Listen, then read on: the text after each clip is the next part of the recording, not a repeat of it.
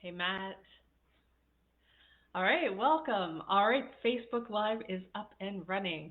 So, guys, tonight's topic is we are going to be talking about needs versus wants and how the two can either increase or decrease your happiness. And so, if this is your very first time joining me, my name is Tina. I am a happiness coach. I help people deal with feelings of depression and anxiety and frustration and anger and sadness and all those challenging emotions that sometimes we get stuck in. And I help you move through those at a faster rate so that you can get to a happier state. And I do this by sharing my own personal experience, strength, and hope. I've had a lot of trauma in my background, and I also will share what has actually worked. And these are tools that I still use to this day. So these aren't things that I just did in the past and they don't work now. I still use these and practice these on a very regular basis. And I also incorporate into that change management experience that I've had in my corporate business environment. And this is more the emotional side of the business and helping people adapt to change and adopt new ways of thinking and new ways of being. So, tonight we're going to be talking about the difference between needs versus wants. And I know a lot of times in we're going to do two things. We're going to talk about personal relationships and how needs factor in, and then also how wants factor in. But before we get into that, I want to give you a little bit of foundation just in case this is your first time watching. So, one of the things that I talk about quite frequently, it's part of my basic foundation, is there is love and there's fear. And love is the only thing that's real. Fear is false evidence appearing real. And we all have either an expression of love or a cry for love. It's one of the two. It's a very binary logical kind of approach to it either falls in one of the two categories. Is this emotion a cry for love, or is this an emotion that is an expression of love? And so when we think of needs, needs are often they are a cry for love. They are like a fear-based emotion. Hey Mervin, welcome. So when we think of that and you think of somebody who is too needy in a relationship, what they're saying is they are craving that love. They need that additional attention and they are afraid that they aren't going to get it. So part of it is also a belief system.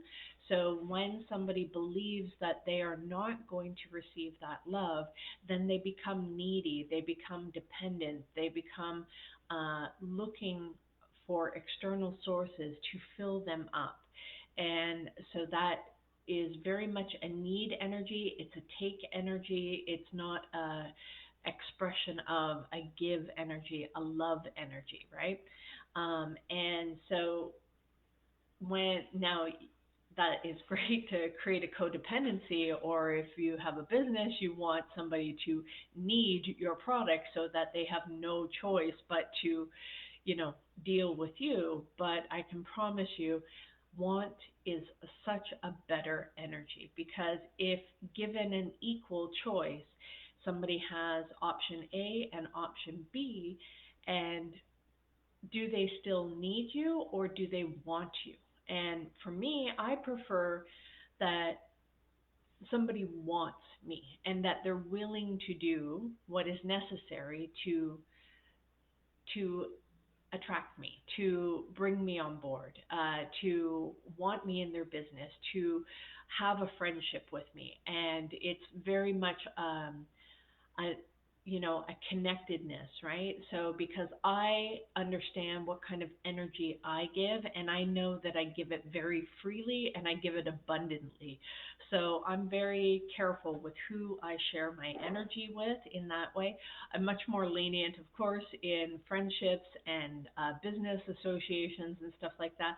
I tend to give freely initially, but I'm much more cautious when it comes to the deeper things. So if I allow you to be in my energy. I allow you to give to me, and I accept that. That is, there's a huge amount of trust that is given with that. And so when you think in terms of, yes, I do. Jesus is king. I do believe in Jesus. So, but I'm not a big church goer. Okay, so two aren't simultaneous with me. So with that, um, when we think of business and we think of needs and we think of wants, now, of course, you want somebody who is in a needy energy, they tend to be a little bit more frantic. They'll take fast action. So, oftentimes, more junior salespeople or more junior companies are very eager for that need energy, right? They want somebody to make that fast decision. And the people that are much more in a want energy, meaning they can take it or leave it. They don't need it. They don't need it like they need air, but they are still looking to solve a problem, right? And when you have somebody that is maybe a more of a high ticket buyer, then you are going to want somebody that is in a want energy, because somebody is in a want energy, they actually have a choice and they make that choice, right? So they decide that they would prefer to work with you versus anybody else, because they technically have the ability to work with anybody else. So it's now a matter of how much do they like you? How much do they trust you? How much do they feel connected with you? And are you, of course, the assumption is, of course, you are going to be able to solve my problem.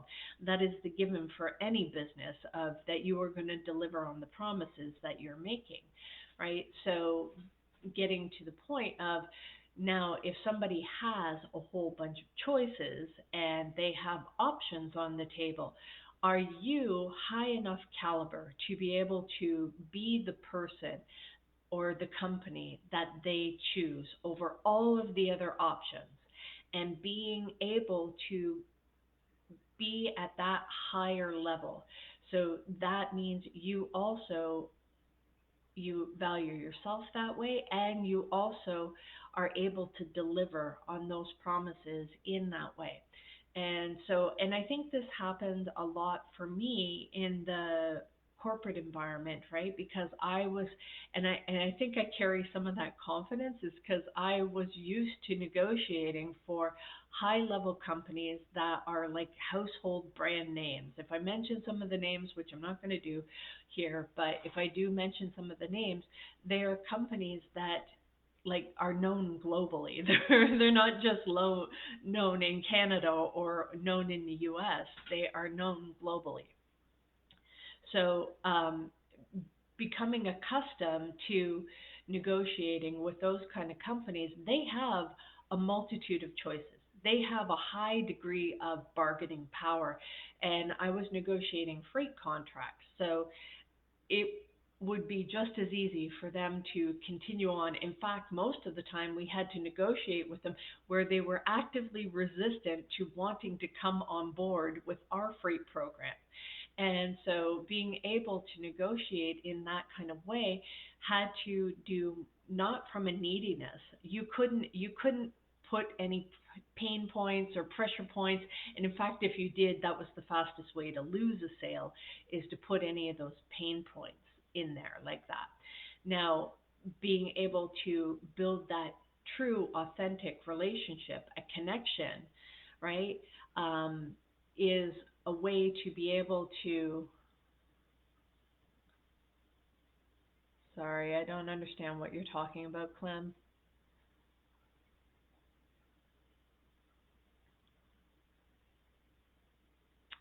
Israel has filled your heart with hatred. I am so sorry for that.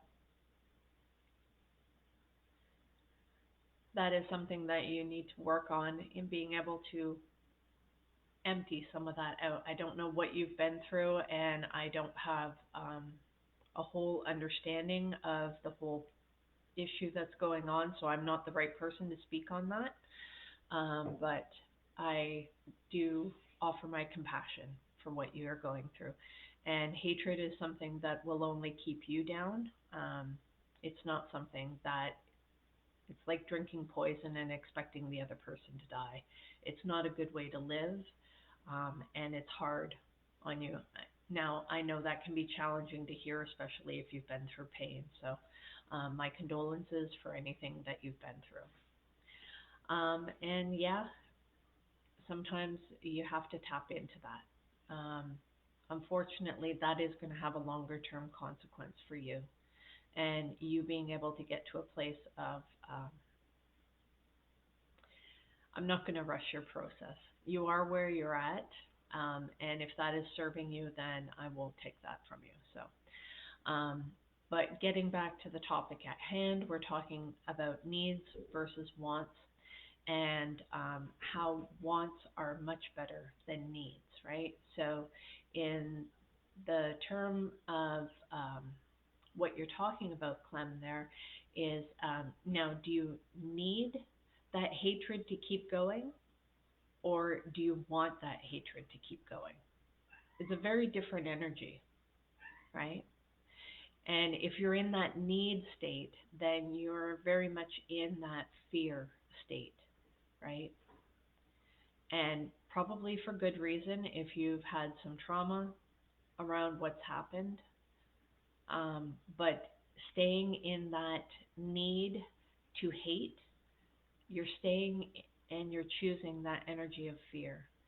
And it's not so much of trying to let it go, but accepting what is it that you're so afraid of. If you let go of the hatred, what is it that you stand to gain or you stand to lose, right? And oftentimes people will stay in that power of hatred, um, is because getting even when you do that, the best revenge is living well, right?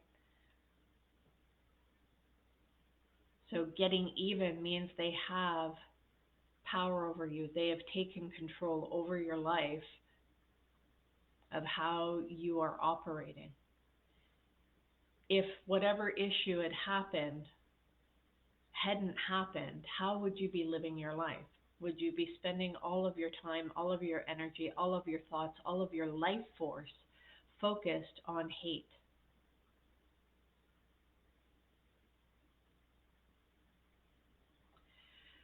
Even if you do that, Clem, it is not going to bring you the peace that you're looking for, that satisfaction that you're looking for, right?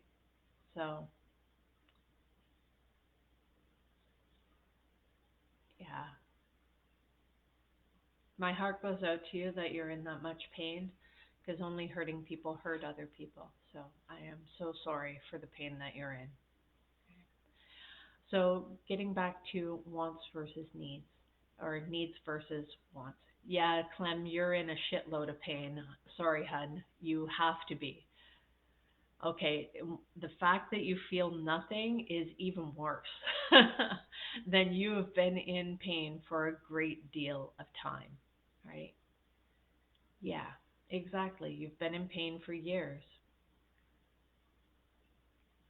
No, you're not over it. Otherwise, you wouldn't be wanting revenge. If you were over it, you wouldn't want revenge, right? You wouldn't want to hurt other people. It's not the case. So, sorry that you're feeling that way. So, needs versus wants. So needs is that fear energy. Wants are a choosing. What kind of life do you actually want? Are the actions that you're going to take, are they actually going to bring about the life that you want? Or are they going to counteract that? Or are they going to bring something else to your life? And oftentimes we chase after things thinking that I need this thing in order to be happy. I need this um, circumstance, this person, this job, this amount of money in order to feel that happiness. But that is not where the happiness comes from. It comes from being in tune with ourselves and being okay and happy with who we are as a person. And when we can tap into that energy and we are able to tap into a source, a loving God as we understand Him, then we are able to pull that energy within us and it radiates through us to others. And that is why you're able to, when you eliminate the blocks to fears. Hi, Katie. Did you bring mommy a toy? Yeah. What a good girl. Yeah, you're such a good girl. Yeah.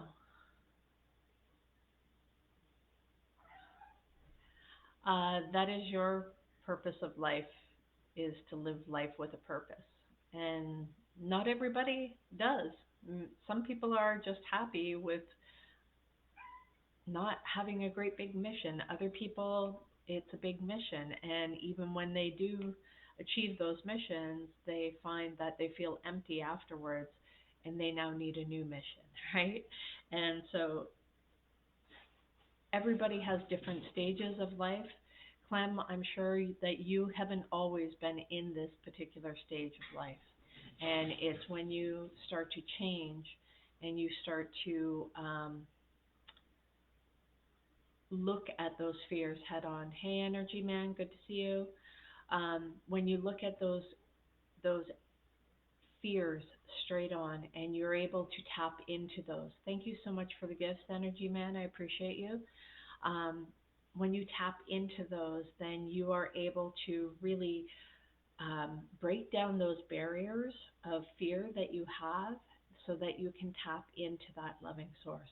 Because let's assume you're able to achieve all of the things that you are wanting to do, right? They know who you are already. Okay, so if they know who you are, then what is your purpose then, right?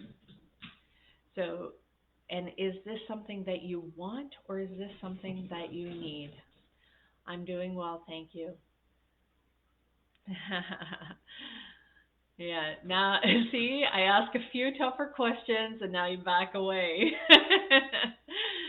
Yeah, this stuff, everybody thinks that, the happiness work is like easy peasy. No, it's tough work. You actually have to deal with your emotions. You actually have to look within and you have to tap into that energy and really find who you are and choose who you want to be, because if you're operating from a place of need, then you are operating from a place of fear.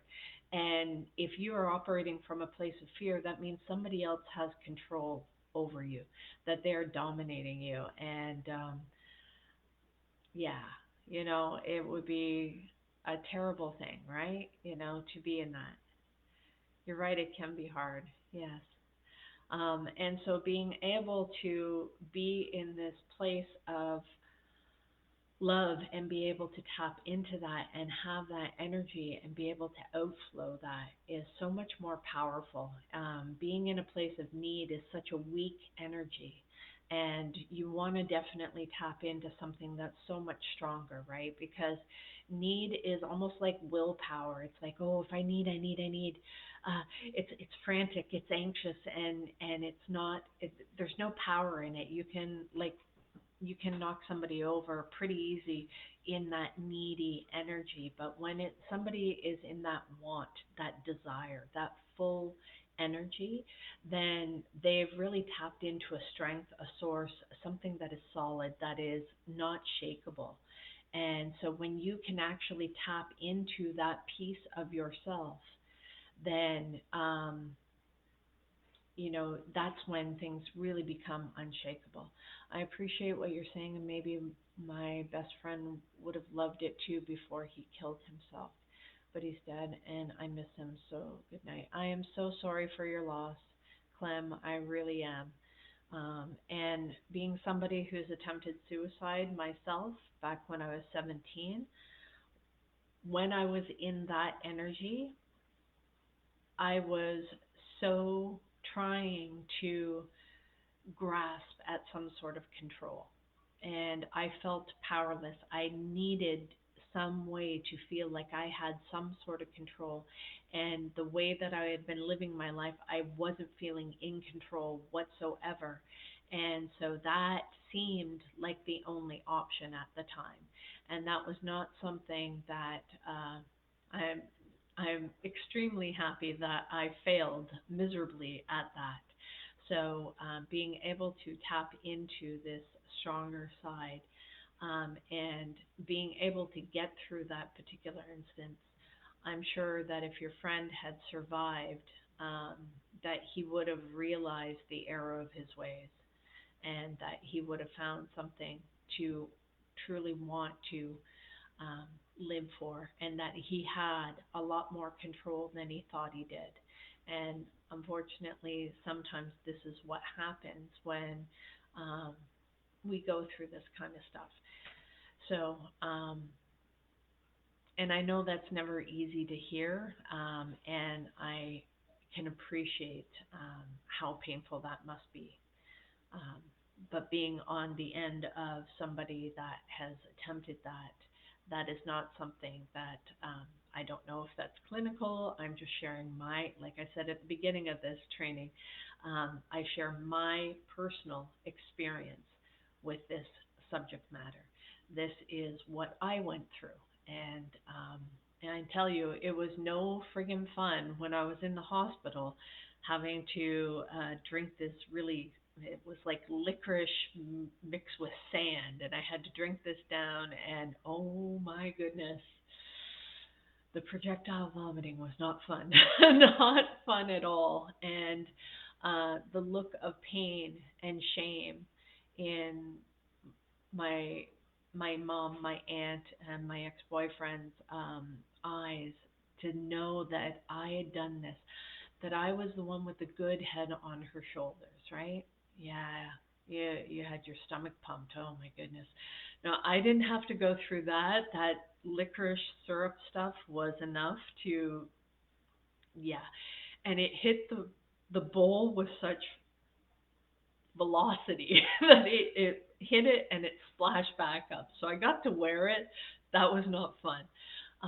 And I just remember feeling so much friggin' shame for being in that position, for being at the stage of how did I go from being the good girl, the good student with a good head on her shoulders. Like, you could always count on Tina. She was always solid. And I went from being that to now I'm in the psych ward, and it's like, oh, and the stupid thing, I wasn't worried about what had happened to me. I knew I had made a mistake, and I was like, what the hell was I thinking? And and it was just because I needed my boyfriend back so badly, and I just couldn't handle the breakup, right? And that's what had led me to there. No, I'm Canadian, so every once in a while, if I say about or something like that, you'll pick up my accent, or so my American friends tell me I have an accent. But yeah, so being in that energy, it was that really needy energy. It's a very clingy, pulling, drawing, like, um, and taking energy. And so, and I say this, and I know this is really hard if you've lost somebody to suicide, but I think suicide is one of the most selfish things that we could possibly act on. And having been that person, it was because I had such a narrow view of, and I could only see this moment in time, right? And so sometimes, yes, it's good to be present, but sometimes you also have to expand it and know that whatever feeling that you are feeling right now, whether it's positive, happy, or if it's sad or it's tragic, that you will get through this, right? And it's really challenging when you're in that moment. But I can promise you, there's been times, even in the last couple of years, that I had struggled with this. And there'd be times I'd be like so shaking, and the thoughts would just come. And it's like, you should end it, like all of this negative thoughts. and thinking that that was the only way out. And I had to sit on my hands. At one point, I was like, I locked myself in the closet and I was just on the floor in the closet. And I'm like, part of my mind is just like, this is ridiculous. Like, what are you doing? Like, you're on the floor. And I'm like, and it's like this inner child's part of you kind of takes over. It's that scared, terrified child part of you, that has no ability to decide how to be in control. And this seems like the only option. And it's like, but there was enough logic in me to be strong enough to say, no, you just need to ride out these emotions. You need to sit with them, feel them fully, and embrace them. And they don't last long. Do not make a permanent decision on something that won't last more than an hour.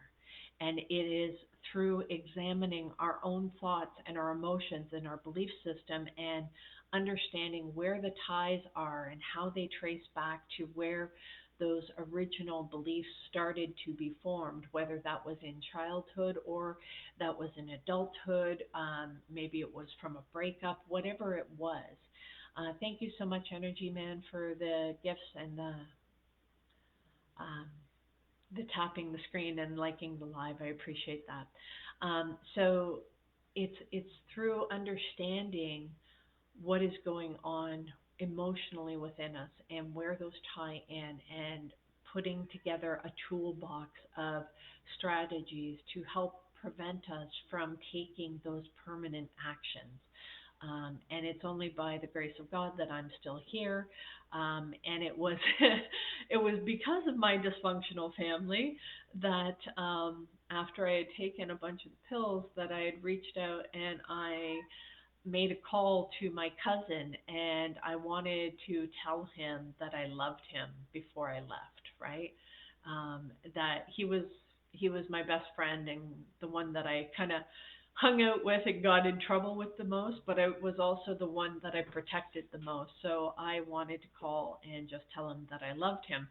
And that was enough to set off a whole red flag that he started calling around. We didn't have cell phones back then. But he started calling around and got a hold of my mom, my aunt, and told them to get home. And he ran, which was at least a half-hour run from where he was living to where I was. And he came and he like made sure that I was okay. They got me to the hospital, all of that kind of stuff. So, yeah, it was definitely not a highlight of my life, not a very proud moment, but it was something that, um, in getting through, and to know that those whispers come back when you're going through hard times again, and knowing that it's like, damn, they're just as powerful. But now I have awareness. Now I have tools. Now I have the ability to understand my emotions, and I have the ability to know that they will not last forever. That, and it's that thought pattern, those talks, the way that we talk to ourselves that drive us into this, thinking that there's no control, that there's no other option, that there's no other solution. And it's a yeah, that was my nickname as a kid.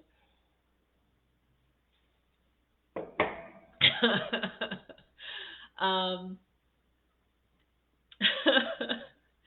so yeah, um,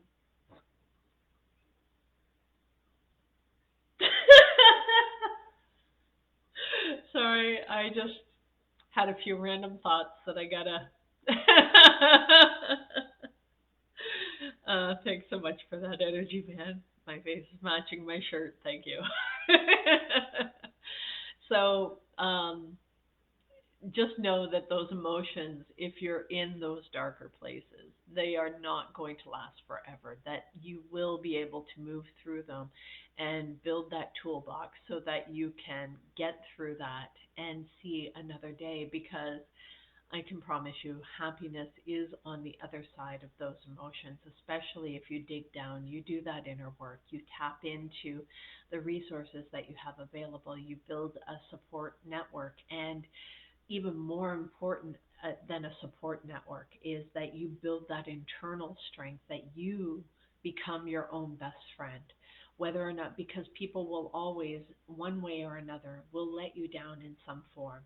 And that is just, that's normal, right? And it doesn't make one person bad or evil or anything else like that. We are all going to make mistakes, and sometimes that's where our biggest growth comes from. So, um, being in that need energy versus that want. What is it that you want? What is it that you desire? And tapping into that desire and making sure that